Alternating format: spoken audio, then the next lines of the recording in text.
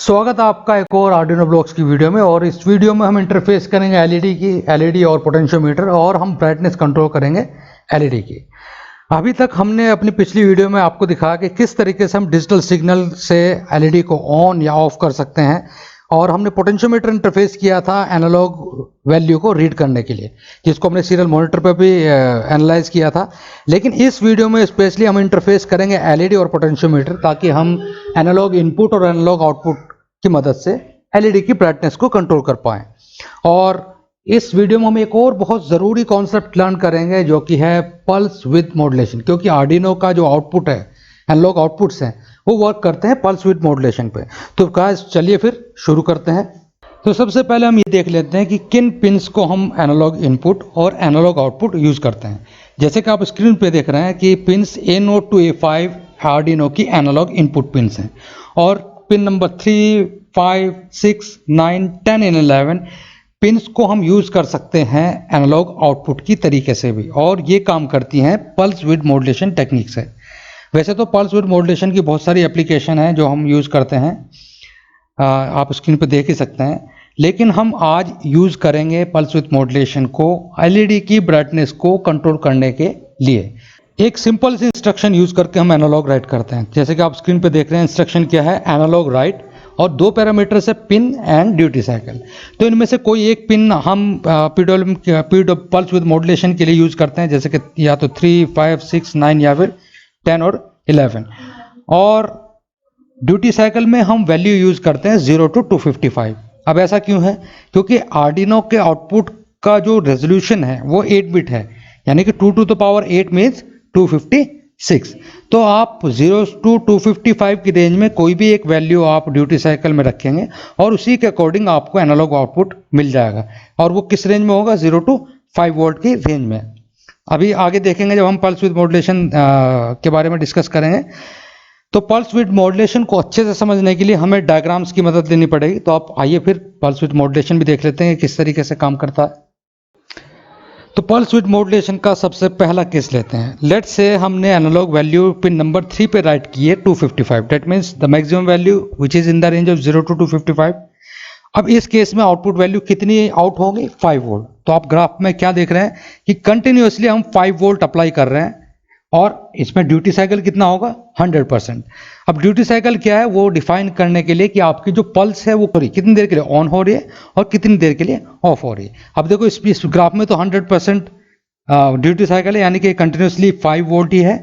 तो हम जो एनालॉग राइट करेंगे वो क्या करेंगे? Analog write pin number 3 with the value of 255। अब एक अगला केस ले लेते हैं। लेट्स से आपको आउटपुट वैल्यू 2.5 वोल्ट चाहिए, यानी कि हाफ वैल्यू आपको आउट करनी है। अब इस केस में आपको करना क्या होगा? अगेन आप पिन नंबर 3 यूज करेंगे। अब आप ग्राफ में क्या देख रहे हैं कि हमने ड्यूटी साइकिल 50% रिड्यूस करके 50 के लिए ऑन है, 50 के लिए ऑफ है। तो अब इस केस में एवरेज वैल्यू कितनी आउट होगी? 50%, जो कि 2.5 वोल्ट है। तो आप जब भी आपको 50% वैल्यू आउट करनी होगी, तो आप ड्यूटी साइकिल कितना करेंगे? 50%। अब इसको ड्यूटी साइकिल 50% करने के लिए हमें क्या करना होगा? इंस्ट्रक्शन में वैल्यू रखनी होगी। 256 का हाफ कितना है? ऑलमोस्ट 127। तो आप देख ही रहे हैं कि इंस्ट्रक्शन में हमने क्या रखा है? Analog write pin 3 with value 127। तो आपका आउटपुट पे 2.5 वैल्यू मिल जाएगी। ऐसा ही हम अगले केस में देखते हैं, जहाँ पे हमने 30% ड्यूटी साइकिल की है, उसी के अकॉर्डिंग हमें आउटपुट वैल्यू मिल जाएगी, रिड्यूस वैल्यू मिल जाएगी, यानी कि 1.5 वोल्ट। अगले केस में हमने 10% ड्यूटी साइकिल रखी है, यानी 10% के लिए ऑन है, बाकी रेस्ट 90% के लिए क्या है? ऑफ है। तो आपको अकॉर्डिंगली आपको एनालॉग आउटपुट मिल जाएगा। और ऐसे ही आपने 90% ड्यूटी साइकिल की है, तो आपको वैल्यू कितनी मिलेगी? 4.5 वोल्ट। तो इस तरीके से हम क्या करते हैं, अपनी जो इक्विवेलेंट वैल्यू है एनालॉग राइट इंस्ट्रक्शन में वो मेंशन करते रहेंगे ड्यूटी साइकिल में, और अकॉर्डिंगली हमें एनालॉग आउटपुट पे मिलता रहेगा। तो इस तरीके से हमारा पल्स विद मॉड्यूलेशन काम करता है। और चूंकि हम यहाँ पे पल्स की विड्थ को वेरी कर रहे हैं, इसीलिए इसको नाम दिया गया है पल्स विद मॉड्यूलेशन। चलिए फिर पोर्ट और एलईडी को इंटरफेस करते हैं आर्डिनो से। लेकिन उससे पहले एक ज़रूरी कॉन्सेप्ट और देख लेते हैं कि आर्डिनो का जो एनालॉग इनपुट है उसका रेजोल्यूशन 10 बिट है, यानी कि वो वेरी करेगा 0 to 1023 की रेंज में। और आउटपुट का जो रेजोल्यूशन है वो 8 बिट है, और वो वेरी करेगा 0 to 255 की रेंज में। अब दोनों डिफरेंट रेंज में है, रेजोल्यूशन डिफरेंट है, तो उसको मैच करने के लिए हम क्या यूज़ करेंगे, मैप फंक्शन। तो मैप फंक्शन में हमें सिंपली करना क्या है, एक रेंज को जो कि 0 to 1023 है उसको मैप कर देंगे हम 0 to 255। तो इस तरीके से हम एनालॉग वैल्यू को रीड करके एनालॉग आउटपुट पर राइट करते हैं। अच्छा, अगर आप ऐसा नहीं करना चाहते तो आप क्या करें कि जो भी एनालॉग वैल्यू को आप रीड करें उसको डिवाइड बाय 4 करें, तब आप राइट करें एनालॉग आउटपुट पिन पर। तो इस तरीके से हम मैप फंक्शन यूज करते हैं। अब प्रोग्राम देख लेते हैं। तो जैसे कि आप देख रहे हैं कि हम एनालॉग वैल्यू, जो भी एनालॉग वैल्यू ए नोट के थ्रू हम रीड कर रहे हैं उसको हम सीरियल मॉनिटर पर डिस्प्ले करेंगे। उसके बाद हम मैप फंक्शन यूज करेंगे, क्योंकि दोनों डिफरेंट रेंज में है। तो 0 to 1023 को आप देख रहे हैं कि हम मैप कर दे रहे हैं 0 to 255, और इस मैप वैल्यू को हम एक वेरिएबल बना के उसमें सेव करेंगे, और उस वेरिएबल का नाम क्या दिया मैंने, मैप वैल्यू। आप कुछ भी नाम दे सकते हैं वेरिएबल का, बस यहाँ मकसद क्या है कि आपकी जो भी वैल्यू होगी मैप होने के बाद इस वेरिएबल में स्टोर हो जाएगी। और अब इस वैल्यू को, मैप वैल्यू को भी हम सीरियल डिस्प्ले पे डिस्प्ले कराएंगे। अब देख लेते हैं कि किस आउटपुट पिन पर हम इसको आउट करेंगे। तो हमारे पास 3, 5, 6, 9, 10 एंड 11 ये pulse with modulation output pin है, लेकिन हम पिन नंबर 3 यूज करेंगे एज आउटपुट पिन। और हमारे जो भी मैप वैल्यू हम रीड करेंगे सीरियल मॉनिटर पे डिस्प्ले कराने के बाद हम उसको राइट करेंगे आउटपुट पिन 3 पर। अब प्रोग्राम अपलोड कर देते हैं। अब वैल्यूज़ को देखेंगे सीरियल मॉनिटर पर। तो आप देख सकते हैं कि एनालॉग इनपुट के वेरिएशन से हमें एलईडी की ब्राइटनेस में वेरिएशन देखने को मिल रहा है।